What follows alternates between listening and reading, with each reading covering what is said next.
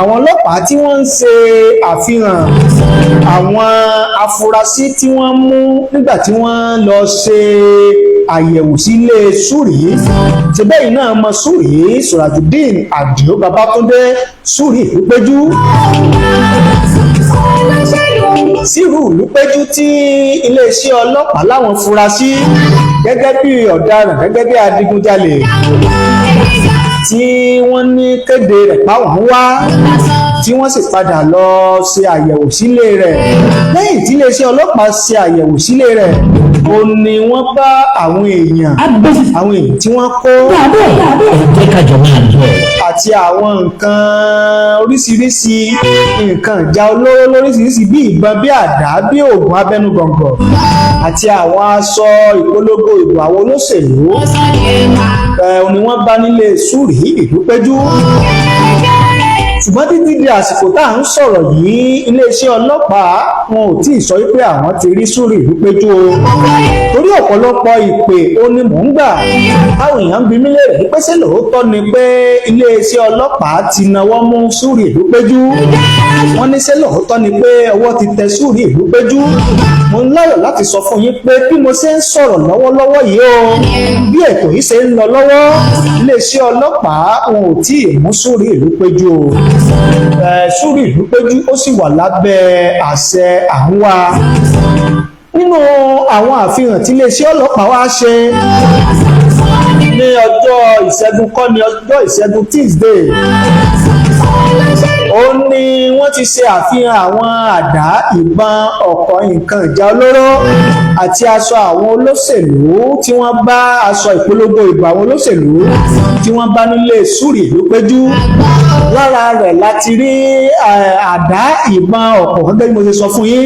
èmi Dr. Abiodun George agbésìtì ọmọ rẹ ní ó dà bẹ́ẹ̀ jẹ́ ká jọ máa lọ. bákan náà wọ́n bá aṣọ ìpolongo ìbò tó jẹ́ ti ẹgbẹ́ Accord Party lẹ́yìn tí àwòrán gbajúgbajà sọ̀rọ̀sọ̀rọ̀ pèdèpèdè agbóhùnsáfẹ́fẹ́ tó tó jẹ́ aláṣẹ àti olùdarí iléeṣẹ́ rédíò Àgídìgbò tóun náà sọ wípé òun fẹ́ díje dupò gómìnà nínú ẹgbẹ́ òṣèlú APC Accord Party nípínlẹ̀ Ọ̀yọ́ Alhaji Oríyọmí Hamzat àti àwọn olóṣèlú míì ni wọ́n bá àwòrán wọn lára aṣọ ẹgbẹ́ Accord Party tí wọ́n bá nílé Súrì Ìlúpéjú ó wá ń ṣe àwọn èèyàn ní kàyéfì wípé bó ni aṣọ ìpolongo ìbò ti Alhaji Oríyọmí Hamzat ẹgbẹ́ Accord bó ṣe dé ilé Súrì Ìlúpéjú tó wá bá àwọn àdá ìbọn ọ̀pọ̀ àwọn nǹkan ìjà olóró nílé Súrì Ìlúpéjú ṣùgbọ́n ẹ má jẹ́ ká gbàgbé o ẹ má jẹ́ ká gbàgbé wípé Alhaji Oríyọmí Hamzat gangan ti jáde fúnra rẹ̀ o wípé wọ́n ní wọ́n ń wá òun wọ́n fi ìwé pe òun iléeṣẹ́ ọlọ́pàá fi ìwé pe òun àti pé àwọn olóṣèlú kan ń sọ kiri wípé Súrì Ìlúpéjú wípé òun ní pé òun Oríyọmí Hamzat ní ń ṣiṣẹ́ fún. agbésìtì ọmọ rẹ ní ó dà bẹ́ẹ̀. tẹ́ ẹ bá sì gbàgbé tẹ́ ẹ bá rántí.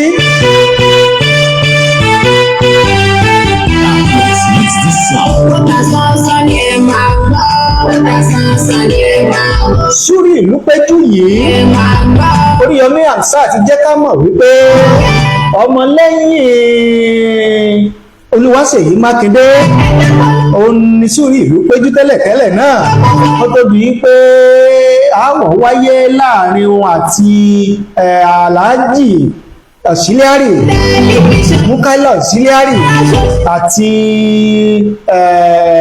gómìnà Olúwaṣèyí Mákindé ìgbà tí ọ̀rọ̀ Auxiliary ti rí bó ṣe rí yẹn tí Auxiliary ti lọ ń wò wá ní àtìmọ́lé ló mú kí Súrì ó kúrò nínú ẹgbẹ́ PDP tí wọ́n padà di APM ló mú kí Súrì ó padà lọ darapọ̀ mọ́ ẹgbẹ́ Accord Party ẹgbẹ́ Accord Party tí Alhaji Oríyọmí Hamzat ti jáde gẹ́gẹ́ bí gómìnà ìpínlẹ̀ Ọ̀yọ́ láti díje dupò gómìnà ìpínlẹ̀ Ọ̀yọ́. mo lérò pé ẹ̀yin onílàákàyè ẹ̀yin ọ̀jọ̀gbọ́n ẹ̀yin onímọ̀ ẹ̀yin olóye ẹ̀ ń bá mi lọ bí mo ṣe ń tò lẹ́sẹẹsẹ o. ẹ ṣe bẹ́ẹ̀ ṣe ń wò wá ẹ ṣe bẹ́ẹ̀ ṣe ń darapọ̀ mọ́ wa ẹ̀yin tẹ́ ẹ bá ti ń wọlé lórí live show yìí ẹ bá mi pín o ẹ bá mi share rẹ o ìrànlọ́wọ́ kan tẹ́ ẹ lè ṣe fún wa òun náà ní pé kẹ́ ẹ bá ní pín kẹ́ ẹ bá ní share rẹ̀ kó káàkiri àgbáláyé kó rìn jìnnà dáadáa kó lè débi tó yẹ kó dé.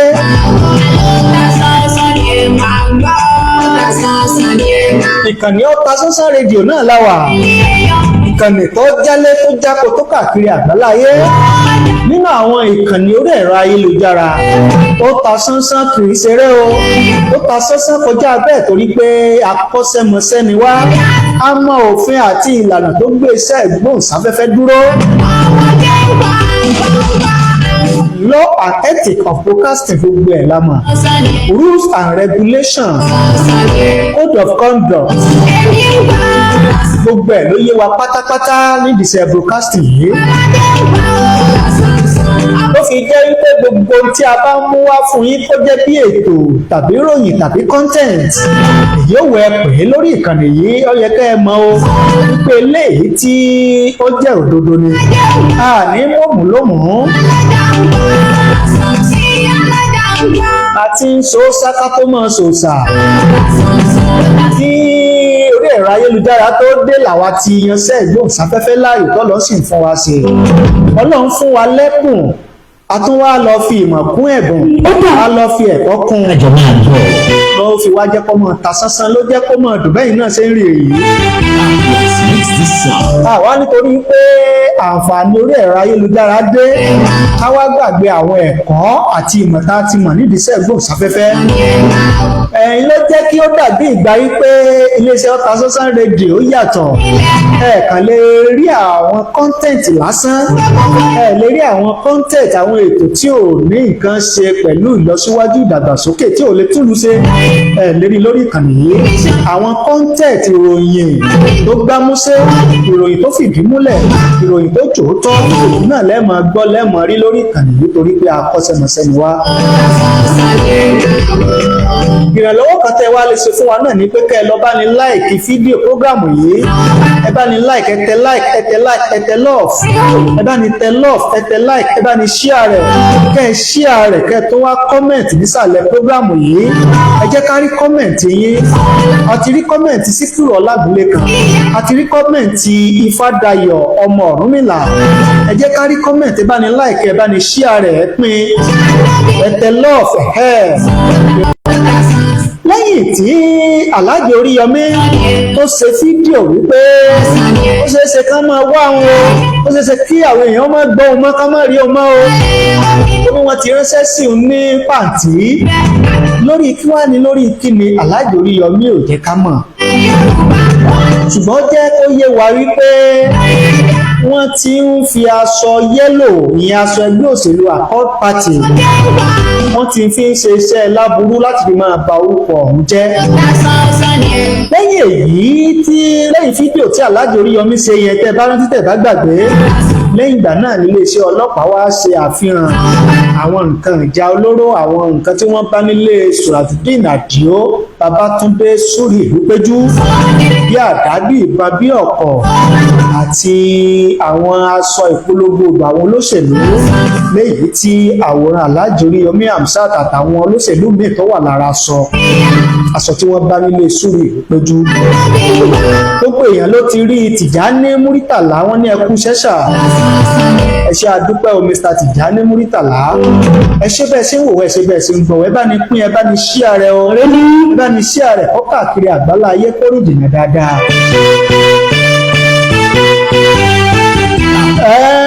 bí mo ṣe ń bá bọ̀ torí ẹni tó bá lọ ló bá kú.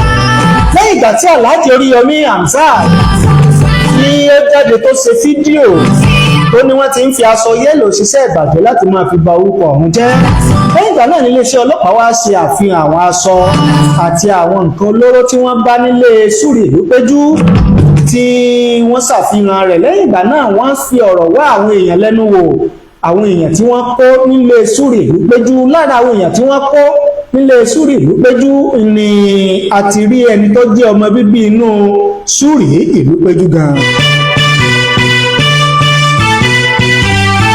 A sì rí, mo rí àwòrán yẹn, fọ́nrán yẹn, ọkùnrin kan kàn tiẹ̀ sọ̀rọ̀, àánú rẹ̀ ṣe mí, bọ́jú òótọ́ ni bọ́jẹ́rọ́ ni èmi ò mọ̀ o, ṣùgbọ́n ọ̀rọ̀ tí arákùnrin yẹn sọ nínú àwọn tí wọ́n kó nílé Súrì Ìlúpéjú ó tọ̀ tí a tì mí, ó jẹ́ ká mọ̀ wípé àánú lòún bá wá sí iléeṣẹ́ rédíò Àgídìgbo tóun fi ṣe alábàápàdé Súrì Ìlúpéjú. Ó níyàwó òun tó ń ṣe àìsàn ọ̀nà òun gbé wá sí iléeṣẹ́ rédíò Àgídìgbo láti wá tọrọ àánú, láti wá béèrè ìrànlọ́wọ́ àwọn ọmọ orílẹ̀-èdè Nàìjíríà kí ara ìyàwó òun kó lè yá. Ó ní ibi tí òun ti gbé àbúrò ìyàwó òun wá sí iléeṣẹ́ rédíò Àgídìgbo fún ìtọ́jú, ó níbẹ̀ ló ti ṣe alábàápàdé Súrì Ìlúpéjú. Ó lóun ṣe alábàápàdé Súrì Ìlúpéjú òun torí pé àwọn ti jọ jẹ́ ọ̀rẹ́ tipẹ́tipẹ́ rí. Ó ní àwọn bẹ̀rẹ̀ sí sọ̀rọ̀ padà, nígbà táwọn bẹ̀rẹ̀ sí sọ̀rọ̀ padà ló ń sọ àwọn ìṣòro tí ń kojú òun tó ń kojú fún Súrì Ìlúpéjú. Ẹ bá ní pé ẹ bá ní ṣí ààrẹ o. Ó ní òun sọ fún un wípé kò sí ọkọ̀ kankan lọ́wọ́ òun, mọ́tò òun wà, kódà gbogbo owó tóun ní lòun ti ná lórí ìyàwó òun láti tọ́jú rẹ̀. Ọmọ síbẹ̀ náà ìyàwó òun ò gbádùn. Ó ní òun ó dúpẹ́ o tí Súrì Ìlúpéjú bá lè ṣeun láàánú. Ó lòun bá sọ fún un pé tó bá lè kàn tiẹ̀ gbé ọkọ̀ kan fún òun, torí pé òun gbọ́ pé Súrì Ìlúpéjú máa ń gbé ọkọ̀ fún èèyàn ní installment payment. Instrumental payment ni èyí wẹ̀wẹ̀. Ó ní Súrì Ìlúpéjú sọ fún òun wípé kò sí ọkọ̀ kankan lọ́wọ́ òun báyìí tóun lè gbé fún un, ṣùgbọ́n kí òun ọmọ jìnnà sí Súrì Ìlúpéjú o, pé kóun ọmọ wá sílé rẹ̀, pé tóun bá ti ń wá sílé Súrì Ìlúpéjú pé òun lọ́jọ́ wọn kàn wọ́n ó mọ tóun ṣe sọ̀rọ̀ òun. Ó ní bí tí Súrì Ìlúpéjú sọ fún òun nìyẹn.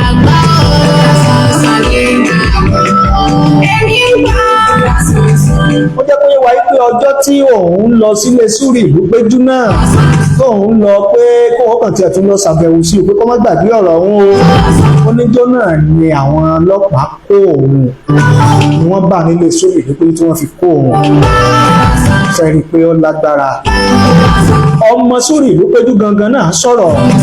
Ó ní tí iléeṣẹ́ ọlọ́pàá bá ṣe iṣẹ́ ìwádìí wọn, tí wọ́n bá rí pé bàbá àwọn lọ́wọ́ nínú iṣẹ́ ìbàjẹ́, wọ́n jẹ́ pé gbogbo ẹ̀sùn tí wọ́n fi kan bàbá àwọn Súrì Ìlúpéjú, tó bá jẹ́ pé lótìtọ́ ni tí bàbá àwọn bá jẹ̀bi ẹ̀sùn, ó ní gbogbo ohun tí ó bá tọ́ tó bá yẹ ni kí wọ́n ṣe fún bàbá àwọn. Gẹ́gẹ́ bí ọmọ Súrì Ìlúpéjú gangan ṣe sọ fún iléeṣẹ́ ọlọ́pàá nígbà tí àwọn oníròyìn tí wọ́n fi ọ̀rọ̀ wá ọmọ Súrì Ìlúpéjú lẹ́nu wò. Mo ní sẹ́gbà pé mo ní Súrì Ìlúpéjú ọmọ bíbí inú rẹ̀ ó wà lára àwọn tí iléeṣẹ́ ọlọ́pàá kó nínú ilé Súrì Ìlúpéjú nígbà táwọn iléeṣẹ́ ọlọ́pàá tí wọ́n ṣe àbẹ̀wò sí ilé Súrì Ìlúpéjú. Ọ̀rọ̀ tí ọmọ Súrì Ìlúpéjú yìí, ọ̀rọ̀ tó wá sọ àti bí iléeṣẹ́ ọlọ́pàá ṣe ṣe àfihàn àwọn nǹkan tí wọ́n bá nílé Súrì Ìlúpéjú, àwọn èèyàn fi ìrò àti òye tí wọ́n sọwọ́, kí làwọn èèyàn wí, kí làwọn èèyàn sọ. Ẹ jẹ́ kí a mú wá fún wa. Àgógó ìjà, wọ́n ní this boy is smart, only dons will not understand his statement.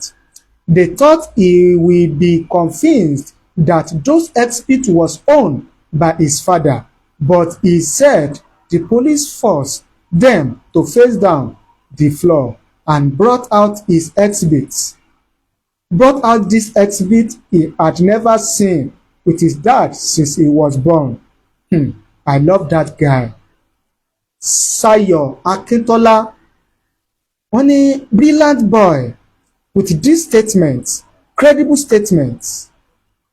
The boy has tacitly exonerated himself from his father's complicity in the political logjam between his father, Oriyomi, and Governor Makinde. His innocence is crystal clear. Someone said they should not have arrested the boy in lieu of his father. No. Everyone found in the apartment on the day of the security operative search are suspects until proof otherwise in court. That is why I drop my heart for the boy. Oladimeji Lawal, wọ́n ní a very smart boy. He did not implicate himself. He did not implicate his father. He did not say the police officers were wrong. He did not say the guns belonged to his father because he had never seen them before. But he saw policemen with guns traveling his knowledge also. Okay, but he saw policemen with guns traveling his knowledge. Mercy Olayode, wọ́n ní why will police tell people to face down while searching suspect house? Nigeria my country. Ẹ̀yin people yìí ya wèrè gan o. Taiwo Bakare Bulldozer, àwọn ní the son said they asked them to cover face and he had not seen something like that in the house. Well, this boy talk sense.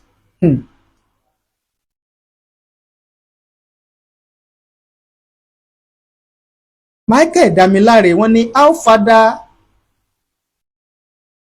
father da ẹ̀jẹ̀ lé lójú just watch the movie.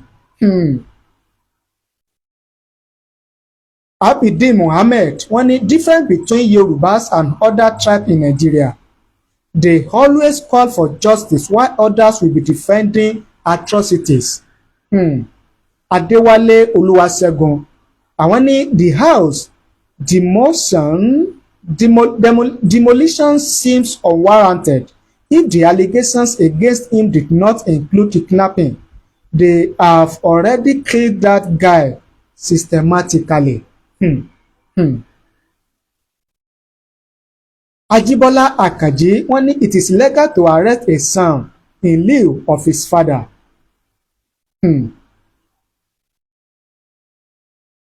Olúbùnmi Ọláwálé, wọ́n ní my mother took delivery of this boy for his birth. Time flies. Ọlásùnkànmí Sẹ̀míù Fálọ́wọ̀, wọ́n ní yes, I love this guy. The guy is more professional than the federal government and Nigeria police. Imagine if governor can be using federal police like this. What of it? What of the state police?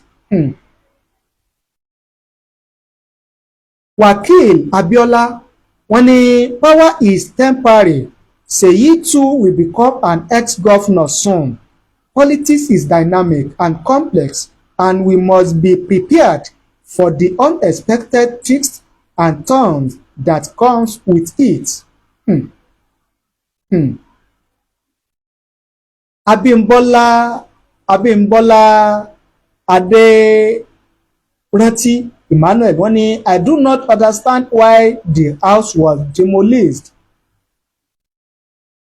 before a thorough investigation was conducted. Normally, an investigation should be completed before any action that could potentially destroy evidence.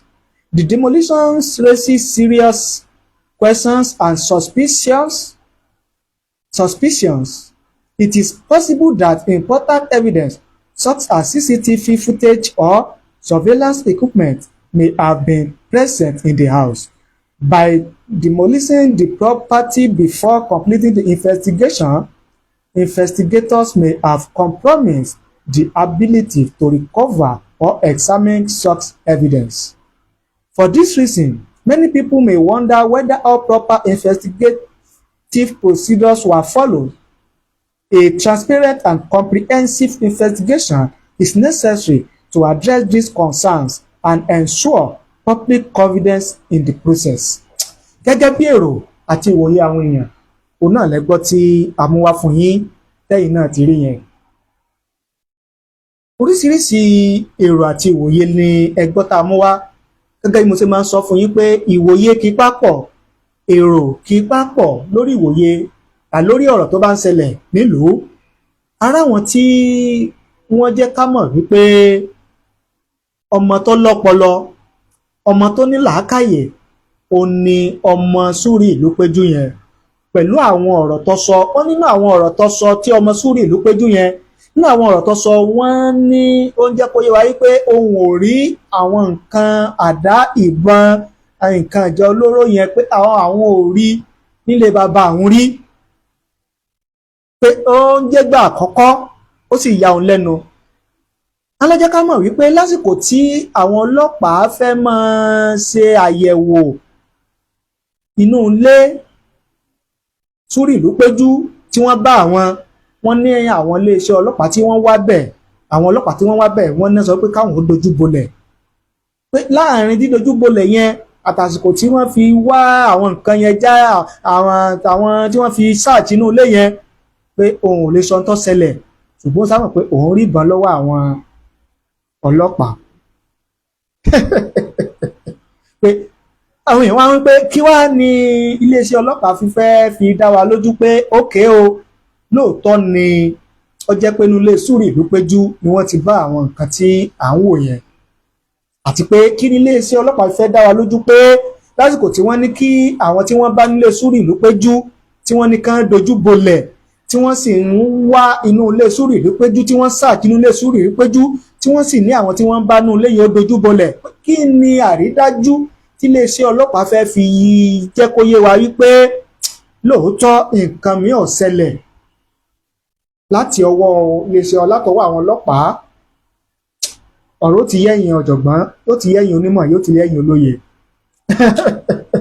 Wọ́n ní ilé àwọn fi ń gbé oríyìn fún ọmọ Súrì Ìlúpéjú yẹn pẹ̀lú àwọn ọ̀rọ̀ tó sọ fún iléeṣẹ́ ọlọ́pàá, tó sọ fáwọn oníròyìn ìyẹn nípa Súrì Ìlúpéjú. Ẹ̀yin gẹ́gẹ́ bí ẹnìkan, kí lè ròyìn, kí ni ìwòye yín lórí ọ̀rọ̀ yìí pẹ̀lú àwọn nǹkan tí wọ́n bá nínú ilé Súrì Ìlúpéjú yẹn? Níbo lẹ̀yin lérò pọ́rọ̀ yìí máa já sí? Kí lẹ̀yin lérò pọ́ máa yọrí sọ́rọ̀ yìí? Ẹ má sì gbàgbé pé wọ́n ní àwọn ń wá Súrì Ìlúpéjú o, wọ́n ní ọwọ́ ò tí ì bá Súrì Ìlúpéjú. Kí lè ròyìn, kí ni ìwòye yín? Ẹ fi ṣọwọ́ sí wa láàyè kọ́mẹ̀ nísàlẹ̀ prógrámù yìí. Ìyẹn nípa ti Súrì Ìlúpéjú.